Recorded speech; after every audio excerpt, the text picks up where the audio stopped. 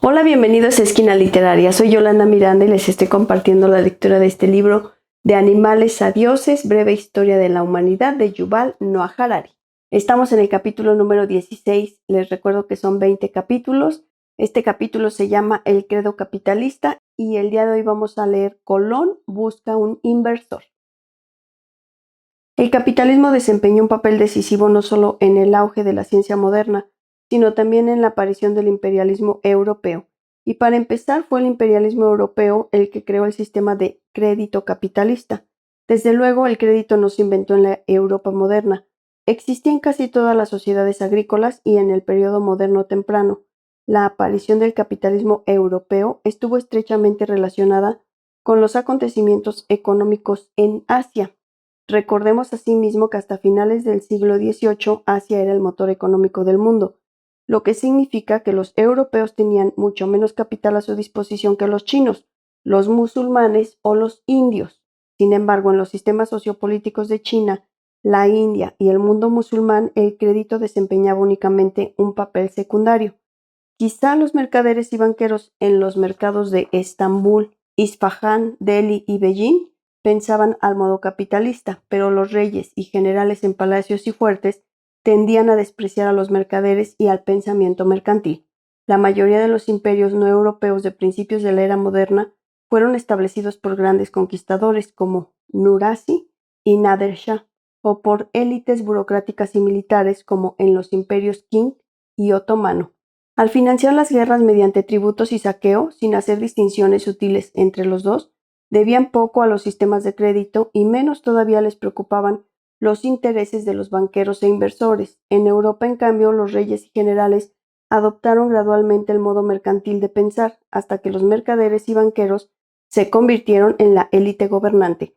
La conquista europea del mundo fue financiada de manera creciente mediante créditos, en lugar de serlo mediante impuestos, y cada vez fue más dirigida por capitalistas, cuya principal ambición era recibir las máximas ganancias por sus inversiones.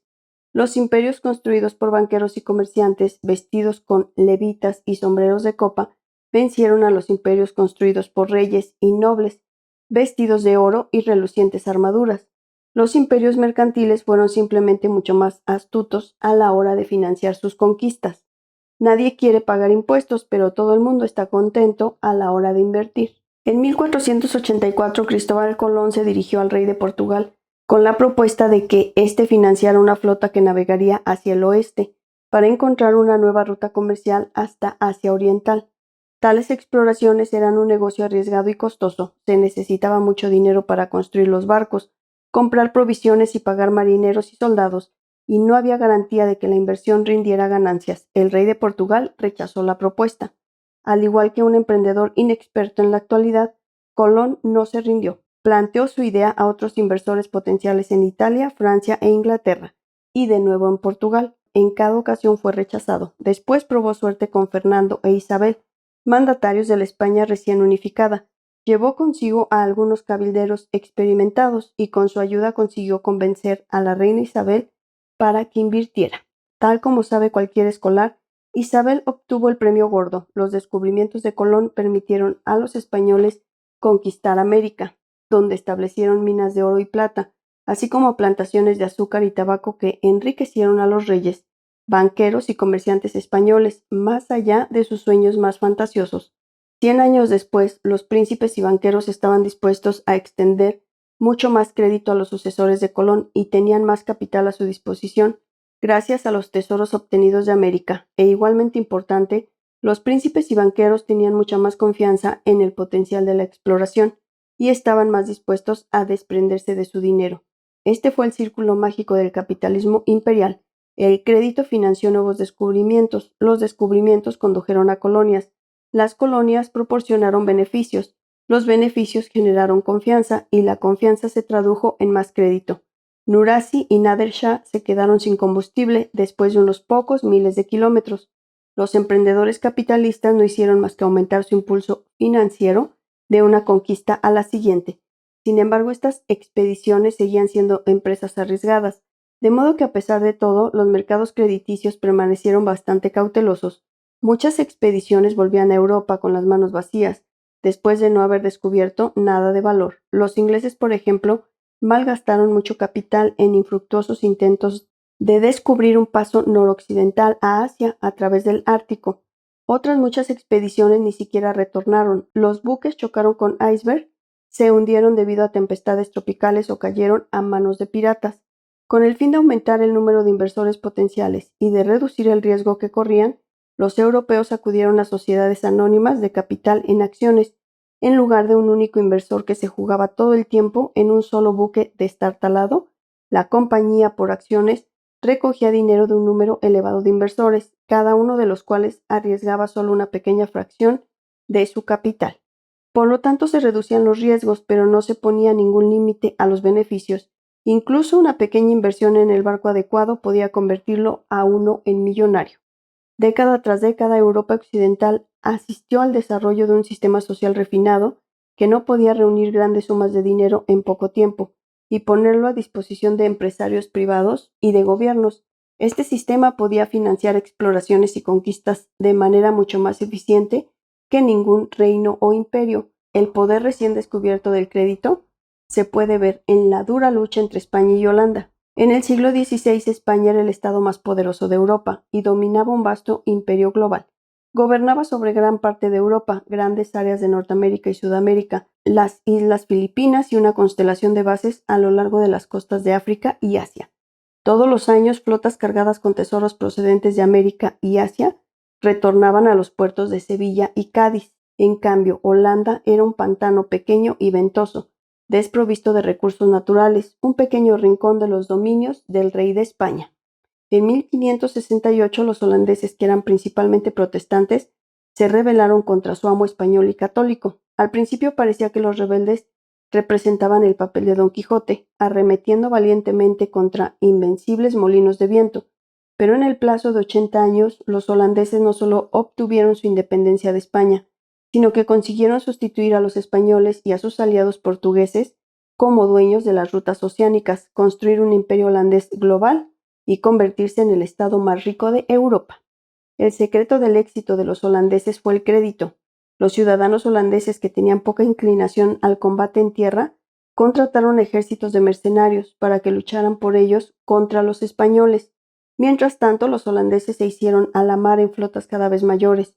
Los ejércitos de mercenarios y las flotas armadas de cañones cuestan una fortuna, pero los holandeses pudieron financiar sus expediciones militares más fácilmente que el poderoso imperio español, porque se aseguraron la confianza del naciente sistema financiero europeo, en una época en la que el rey de España erosionaba de manera negligente su confianza en él.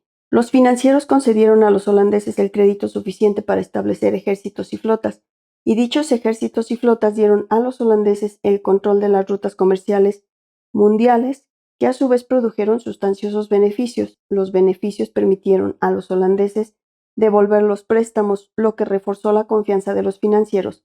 Ámsterdam se convirtió rápidamente no solo en uno de los puertos más importantes de Europa, sino también en la meca financiera del continente. ¿Cómo consiguieron exactamente los holandeses granjearse la confianza del sistema financiero? En primer lugar, fueron escrupulosos a la hora de devolver sus préstamos a tiempo y completos, lo que hizo que la extensión del crédito fuera menos arriesgada para los prestamistas. En segundo lugar, el sistema judicial de su país gozaba de independencia y protegía los derechos privados, en particular los derechos de la propiedad privada. El capital se va paulatinamente de los estados dictatoriales que no defienden a los individuos privados y su propiedad. En cambio, afluye a los estados que hacen cumplir la norma de la ley y de la propiedad privada. Imagine el lector, que es el hijo de una sólida familia de financieros alemanes. Su padre ve una oportunidad de expandir el negocio mediante la apertura de sucursales en las principales ciudades europeas. Envía al lector de Ámsterdam y a su hermano más joven a Madrid y le da a cada uno 10,000 monedas de oro para invertir. El hermano del lector presta su capital inicial a un interés al rey de España, que lo necesita a fin de aprestar un ejército para luchar contra el rey de Francia. El lector decide prestar su dinero a un comerciante holandés que quiere invertir en unos terrenos de matorrales del extremo meridional de una isla desolada llamada Manhattan. Convencido como está de que los valores de la propiedad allí subirán mucho cuando el río Hudson se transforme en una arteria comercial importante, Ambos préstamos tienen que devolverse dentro de un año. Transcurrido el año, el comerciante holandés vende los terrenos que compró con un magnífico margen de beneficios y devuelve el dinero al lector con los intereses que prometió. El padre del lector está complacido, pero el hermano pequeño en Madrid se está poniendo nervioso. La guerra con Francia terminó bien para el rey de España, pero ahora se ha enzarzado en un conflicto con los turcos. Necesita hasta el último céntimo para financiar la nueva guerra y piensa que esto es mucho más importante que saldar las antiguas deudas. El hermano del lector envía cartas a Palacio y pide a amigos que tienen contactos en la corte que intercedan, pero sin resultado. El hermano del lector no solo ha ganado el interés prometido, sino que ha perdido el capital.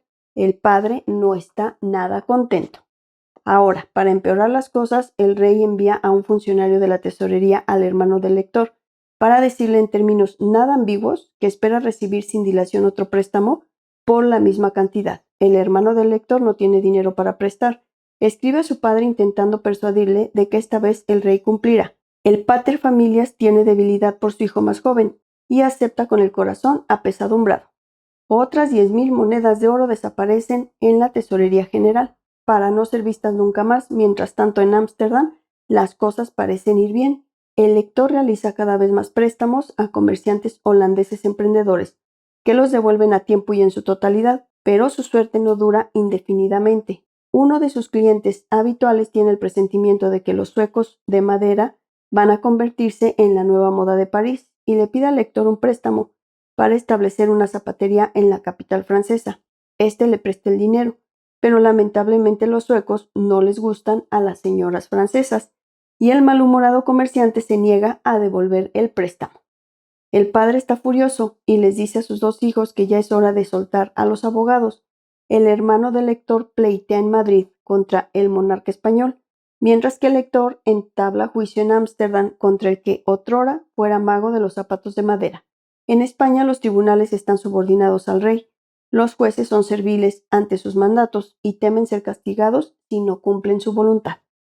En Holanda los tribunales son una rama separada del gobierno, que no depende de los ciudadanos ni de los príncipes del país. El Tribunal de Madrid rechaza el pleito del hermano del lector, mientras que el Tribunal de Ámsterdam falla a favor del lector y embarga los bienes del comerciante de suecos para obligarlo a pagar. El padre del lector ha aprendido la lección: es mejor hacer negocios con comerciantes que con reyes, y mejor hacerlos en Holanda que en Madrid.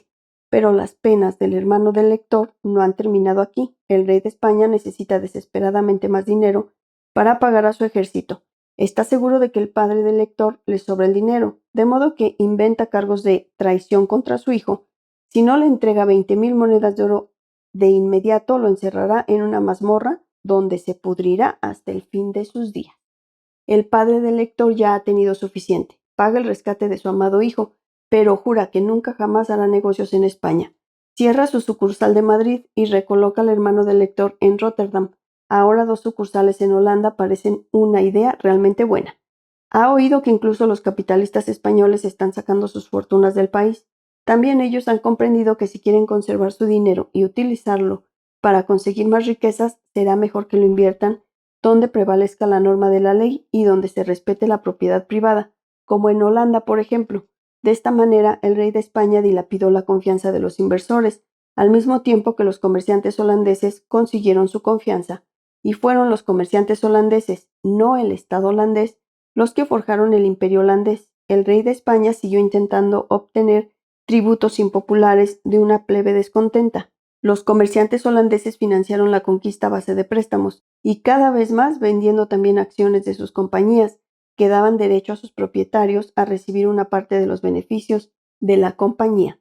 Los inversores precavidos que nunca hubieran prestado su dinero al rey de España y que se lo habrían pensado 2 veces antes de extender crédito al gobierno holandés, invirtieron gustosamente fortunas en las compañías por acciones holandesas, que eran el sostén principal del nuevo imperio. Si alguien pensaba que una compañía iba a obtener grandes beneficios, pero ya había vendido todas sus acciones, podía comprar algunas a las personas que las poseían, probablemente por un precio superior al que se pagaron originalmente.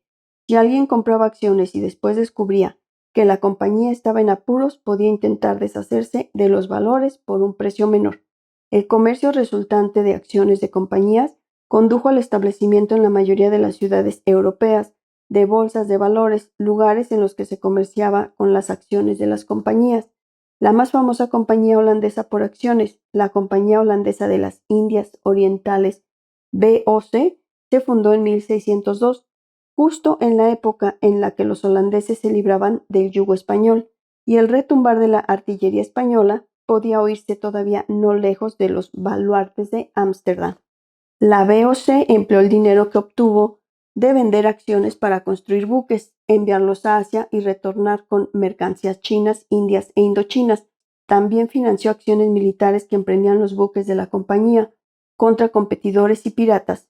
Y finalmente, el dinero de la BOC financió la conquista de Indonesia. Indonesia es el mayor archipiélago del mundo. Sus miles y miles de islas estaban gobernadas a principios del siglo XVII por cientos de reinos, principados, sultanatos y tribus. Cuando los comerciantes de la BOC llegaron a Indonesia por primera vez en 1603, sus objetivos eran estrictamente comerciales. Sin embargo, con el fin de garantizar sus intereses comerciales y de maximizar los beneficios de los accionistas, los comerciantes de la BOC empezaron a luchar contra los potentados locales, que cargaban tarifas exageradas, así como contra los competidores europeos. La BOC armó con cañones sus barcos mercantes, reclutó mercenarios europeos, japoneses, indios e indonesios, y construyó fuertes y libró batallas y asedios a gran escala. Esta empresa nos puede parecer un poco extraña, pero a principios de la Edad Moderna era común que las compañías privadas contrataran no solo soldados, sino también generales y almirantes, cañones y buques, e incluso ejércitos ya preparados. La comunidad internacional ya lo daba por hecho y ni siquiera enarcaba una ceja cuando una compañía privada establecía un imperio. Una isla tras otra cayó ante los mercenarios de la BOC y una gran parte de Indonesia se convirtió en una colonia de la BOC. La BOC gobernó Indonesia durante casi 200 años. Solo en 1800 el Estado holandés asumió el control de Indonesia, convirtiéndola en una colonia nacional holandesa durante los 150 años siguientes. Hoy en día hay personas que advierten que las empresas multinacionales del siglo XXI acumulan demasiado poder. La historia moderna temprana muestra precisamente lo lejos que esto puede llegar si se deja que los negocios se dediquen a sus propios intereses sin que se les controle. Mientras la BOC operaba en el Océano Índico, la Compañía Holandesa de las Indias Occidentales, WIC, surcaba el Atlántico. Con el fin de controlar el comercio en el importante río Hudson, la WIC construyó una colonia llamada Nueva Ámsterdam en una isla en la desembocadura del río. La colonia fue amenazada por los indios y atacada repetidamente por los ingleses, que al final la capturaron en 1664. Los ingleses cambiaron su nombre por el de Nueva York. Los restos de la muralla construida por la WIC para defender su colonia frente a los indios e ingleses se encuentran hoy bajo el pavimento de la calle más famosa del mundo, Wall Street. A medida que el siglo XVII llegaba a su fin, la complacencia y las costosas guerras continentales hicieron que los holandeses perdieran no solo Nueva York, sino también su lugar como motor financiero e imperial de Europa. El vacío que dejó se lo disputaron de manera violenta Francia y Gran Bretaña. Al principio parecía que Francia se hallaba en una posición mucho más fuerte. Era mayor que Gran Bretaña, más rica, más poblada, y poseía un ejército mayor y más experimentado. Pero Gran Bretaña consiguió ganarse la confianza del sistema financiero, mientras que Francia demostró no ser de fiar. El comportamiento de la corona francesa fue particularmente notorio durante lo que se llamó la burbuja del Mississippi, la mayor crisis financiera de la Europa del siglo XVIII. Dicha historia empieza asimismo con una compañía por acciones que construyó un imperio. En 1717 la Compañía del Mississippi, radicada en Francia, se dispuso a colonizar el valle inferior del río Mississippi y en el proceso estableció la ciudad de Nueva Orleans. Para financiar sus ambiciosos planes, la compañía, que tenía buenos contactos en la corte del rey Luis XV, vendió acciones en el mercado de valores de París. John Law, el director de la compañía, era también el gobernador del Banco Central de Francia.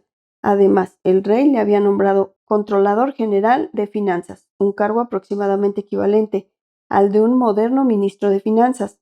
En 1717, el valle inferior del Mississippi ofrecía pocos atractivos, aparte de pantanos y caimanes, pero la Compañía del Mississippi hizo correr relatos de riquezas fabulosas. y oportunidades sin fin.